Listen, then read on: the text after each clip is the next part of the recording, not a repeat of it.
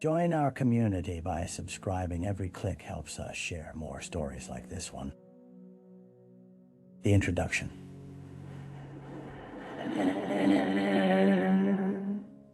In the small, unassuming town of Maplewood, the air was thick with an unsettling stillness. Nestled between sweeping hills and dense forests, the town's charm masked a darker undercurrent that would soon ripple through its quiet streets. It was the kind of place where everyone knew each other, where the close-knit community thrived on familiarity and routine. However, beneath the surface, an unshakable sense of dread began to take root as the days turned into weeks with no resolution. It started one autumn evening. Leaves crunched underfoot as the sun dipped below the horizon, casting elongated shadows across the cobblestone path leading to Maplewood Park. The sound of cicadas filled the air, a harmonious backdrop potentially shielding something far more sinister lurking in the depths of the woods. It was here that the first whispers of panic began to circulate. Young women in the area started reporting strange encounters and unseen presence, a lurking figure that seemed to follow them home, shadows that melted into the walls of alleyways, too quick to catch a glimpse. Tension escalated swiftly. Families locked their doors, wary glances exchanged in the grocery store aisle became common, and children were forbidden to wander too far from home. Then, one morning, the tranquility shattered with an alarming discovery. Eleanor Grey, a local librarian known for her kindness and dedication to the town, had vanished without a trace. Her absence felt like a pebble dropped into a still pond, the ripples reaching every corner of Maplewood, spreading fear and uncertainty. Eleanor's disappearance would become the catalyst for a harrowing investigation, unraveling secrets that had long been buried beneath the town's idyllic surface. As authorities began to sift through the layers of lies and alibis, it became clear that in this picturesque setting, nothing was as it seemed. The victim. Eleanor Grey was more than just a beloved librarian in Maplewood.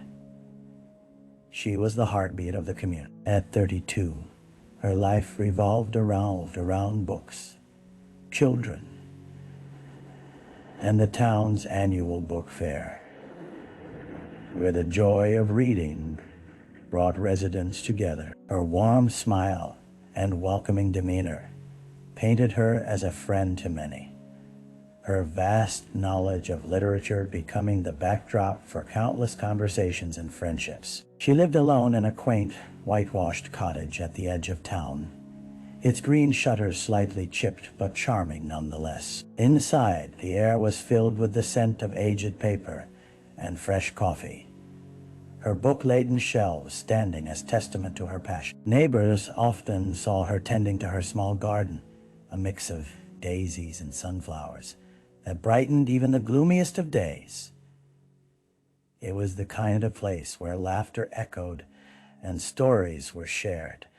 That is, until the day she didn't return home. As the investigation unfolded, it revealed that Eleanor had been an advocate for the vulnerable, offering free tutoring to struggling students and hosting community reading nights. But there were whispers of a more complex life of solitude, mixed with occasional bouts of melancholy. Friends noted her tendency to retreat when the weight of loneliness grew too heavy, though they had always managed to coax her back into the light.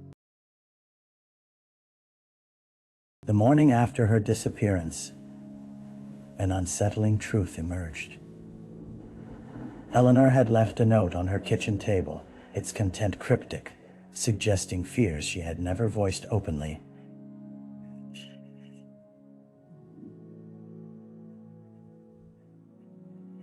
"They are watching me," it read. This enigmatic message raised questions among investigators.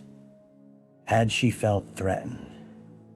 Or was there something deeper troubling her that she had concealed from the very people trying to help. Eleanor's absence ignited a firestorm of inquiry. With every detail scrutinized by friends, family, and investigators alike, seeking to find the woman behind the missing persons report, a woman whose life held more hidden layers than the town had ever cared to uncover. The crime scene. The sun glimmered weakly through a sprawled canopy of clouds on the day the search party combed through the densely wooded area surrounding Maplewood. Teams of volunteers, driven by both fear and dedication, gathered at the park, determined to find Eleanor and unravel the mystery of her disappearance. As they moved deeper into the underbrush, tension saturated the atmosphere, each snap of a twig echoing ominously in the stillness. It was near a cluster of gnarled oaks where the first sign of strangeness emerged. A pair of shoes belonging to Eleanor lay abandoned at the edge of a small clearing, half buried beneath a blanket of fallen leaves. The sight sent a chill through the searchers. This was no ordinary find. This was no ordinary find. They notified the authorities immediately, prompting a more thorough investigation of the area. Law enforcement arrived, their expressions grave as they cordoned off the scene, tape fluttering in the breeze, drawing an invisible line between the safety of civilization and the haunting possibility of something more sinister lurking within the trees. The woodland, often a sanctuary for children and families, now took on an eerie quality. Investigators scoured the area, examining the ground for any additional clues. Noting the tranquil facade that contrasted with the disquieting reality. Hours turned into a tense wait as officers collected evidence. In a shallow ditch, they discovered a torn piece of clothing, unmistakable scrap from Eleanor's favorite scarf. The warm hues of autumn woven into the fabric. With it,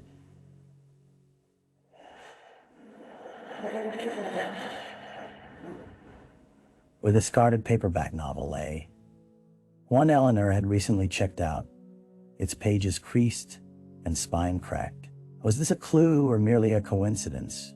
As darkness began to spill over the landscape, the sense of dread grew palpable. The haunting reality settled in. Eleanor was gone, and the shadows of the forest whispered secrets that only the trees had witnessed. The search would evolve from a rush of hope into a chilling endeavor, as each passing hour deepened the fear that something grave had befallen the woman who once filled the town with light. The early investigation. As the days turned into a week, the urgency of the investigation intensified. Detective Mark Reynolds, the lead investigator on the case, had seen his share of missing persons reports, but there was something uniquely haunting about Eleanor's disappearance. He stood at his cluttered desk, surrounded by folders and photographs of the librarian, her warm smile staring back at him from every angle. He was determined to capture that light, to find whatever remnants of Eleanor still lingered in Maplewood. Interviews with friends and family unfolded like threads being carefully pulled. Her best friend, Clara, sat nervously in the interrogation room, her eyes red from sleepless nights. She'd never disappear like this, she insisted, wringing her hands. Eleanor was planning to host a reading group next week. She wouldn't just leave. The desperation in Clara's voice conveyed the weight of disbelief that echoed throughout the community. As investigators delved deeper, they discovered hints of Eleanor's relationships, both fleeting and concrete. She had been particularly close to several local youths, offering them guidance. But there were also unsettling reports of an ex-boyfriend, Jake, who had recently returned to town after several years away. His presence brought with it shadowed memories of a turbulent breakup, colored by accusations and unspoken fears. Few in the town had seen him since his arrival, his whereabouts uncertain. Detective Reynolds had the town's social media closely monitored, posting updates about Eleanor's case while scanning for any online chatter that could lead to new insights. Days later, a message caught his attention, a cryptic comment on a local forum expressing concern for Eleanor, stating she knew too much. The ambiguity of the message raised more questions than it answered. What secrets had Eleanor been aware of? With every detail mapped out and the investigation growing more complex by the minute, Detective Reynolds braced himself for the long road ahead. Trusting that each step would inch them closer to the truth, he felt the weight of the community's gaze bearing down on him, knowing he carried their hope in his hands.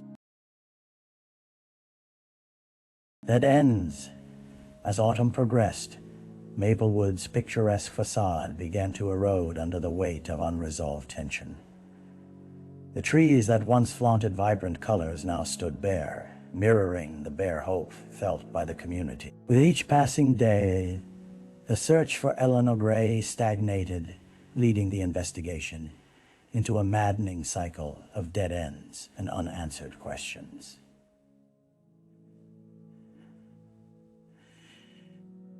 Detective Reynolds convened with his team in the cramped precinct, feeling a sense of urgency creeping up his spine. "We need to change our approach," he urged, frustration etching lines into his tired face. They had already explored every known connection in Eleanor's life, yet each lead led to a wall as solid as the town's granite foundations. Clarice Alibus checked out, and Jake the ex-boyfriend had an ironclad excuse for his whereabouts. As they flicked through visuals on the investigation board, unsettling murmurs of the unresolved threat lingered overhead like storm clouds.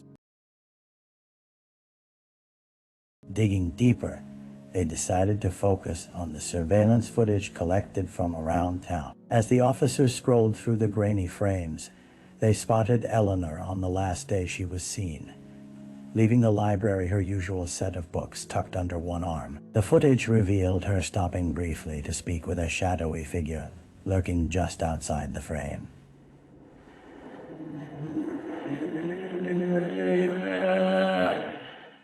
The figure was barely visible, but the detectives couldn't shake the feeling that it signaled an unambiguous break in Eleanor's routine. As the investigation forged ahead, a flare of hope simmered. They released still images from the footage to the public, asking anyone with information about the lingering figure to come forward. Days passed, and the quiet hum of the investigation morphed into a deafening silence. Most residents were preoccupied with their daily lives, and the threads of Eleanor's existence began to fade further into the background. 1 week turned into 2, compounded by the rejections of every new lead. And the team had to evaluate their time and resources. Fear circulated like autumn leaf showers. Eleanor simply walked away. Was the town harboring secrets darker than anyone could imagine? With their patience tested and their resilience waning, the specter of failure loomed large amid the empty coffee cups and late-night meetings. A break in the case. As the relentless weeks crept along, a sudden breakthrough shattered the monotonous cycle of dead ends. One morning, as the sun began peeking through the heavy cloud cover, Detective Reynolds was jolted from his stupor by a frantic knock at his office door. It was Officer Martinez, her eyes wide with excitement. "We've got a call from a resident up on Hilltop Lane.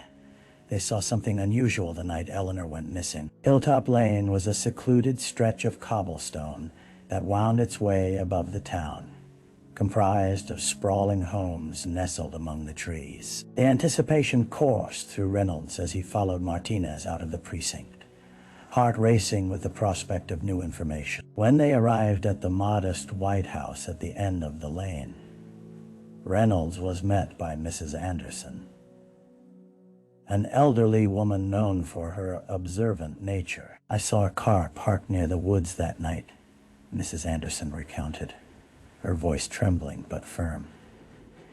"It was a little dark, but I caught a glimpse of the headlights. It seemed out of place, like it was waiting for someone. Then, just a little while later, I heard a woman's voice raised in distress." Reynolds felt a surge of cautious hope. "Can you describe the car?" he prompted eagerly. As Mrs. Anderson described the vehicle dark blue, possibly an older model, Reynolds began scribbling notes, connecting the dots in his mind. They turned their attention to the woods behind her house, where the incident had transpired. With renewed focus, investigators retraced the area around Hilltop Lane, searching for any trace of the vehicle. It wasn't long before they discovered a broken branch and fresh tire tracks leading into the dense trees that bordered the path. Carefully examining the ground, they uncovered remnants of familiar fabric snagged on a branch, echoing the same pattern as Eleanor's scarf. The threads ignited a fresh wave of determination in the search for answers. With this revelation came the urgency to track down the vehicle, the potential lead now palpable. As the investigators filed out of the woods, energy surged through the team. For the first time in weeks, they felt closer to Eleanor, clutching onto the fragile thread of existence that bound the case together. The suspect, with the renewed energy from the discovery at Hilltop Lane, the investigation took a deliberate turn. Detective Reynolds called in the local car rental agencies to inquire about any dark blue vehicles rented in the days leading up to Eleanor's disappearance. It didn't take long before one name surfaced, a rental registered to a man named Kevin Wilder, a drifter who had recently arrived in Maplewood. Wilder's name struck a familiar chord in Reynolds' memory. He recalled hearing whispers about the Mana transient guy, known for frequenting bars and hanging around the fringes of town life. Witnesses had seen him loitering near the park not long before Eleanor vanished. It was time to dig deeper into Kevin's past. The following day, Reynolds and his team managed to track Wilder down at a local motel, a stark contrast to the idyllic town surrounding it. Their knock echoed loudly in the empty hallway until the door creaked open, revealing a disheveled figure with matted hair and sunken eyes. Despite his slouched demeanor, Wilder wore an unsettling grin, one that set off alarm bells in Reynolds' head. During the interrogation, Wilder was vague, offering convoluted explanations for his whereabouts on the night Eleanor went missing. His alibi seemed flimsy at best. They claimed he was at the bar, an account that was quickly contradicted by surveillance footage. Tension built as Reynolds pushed for clarity, slowly unraveling elusive threads of truth hidden beneath tangled lies. Wilder's demeanor shifted when investigators probed deeper into his knowledge of the local area, suggesting an awareness of Eleanor's routine that set off further alarm. "I ain't know nothing about her," he muttered defensively, but his voice trembled slightly. His flirtation with nervousness only heightened the sense of scrutiny surrounding him. Days later, a background check revealed troubling history. Kevin had faced several charges in the past related to harassment. His name echoed ominously in the depths of the investigation, and Reynolds felt certainty in his gut. It was time to dig further into Wilder's connections and motive. As they began connecting additional dots, an unsettling question loomed.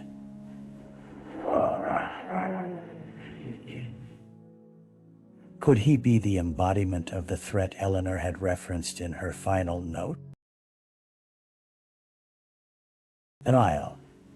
Months passed, and the investigation yielded devastating clarity. Kevin Wilder had been arrested after a desperate attempt to evade law enforcement led to his capture on a separate charge: possession of a stolen vehicle. With evidence linking him to Eleanor's case, Reynolds and his team prepared for the pressures surrounding the trial.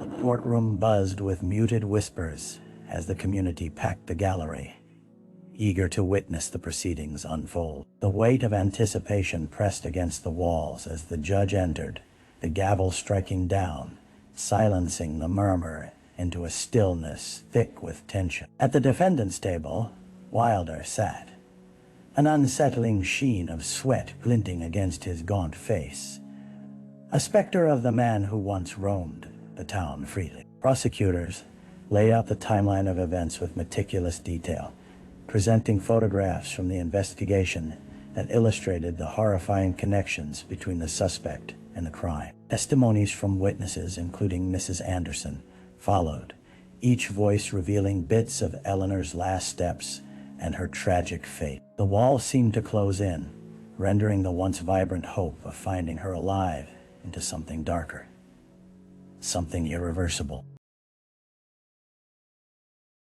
Then it was the defense's turn. They presented a narrative steeped in reasonable doubt, painting Wilder as a transient whose connection to Maplewood was flimsy at best.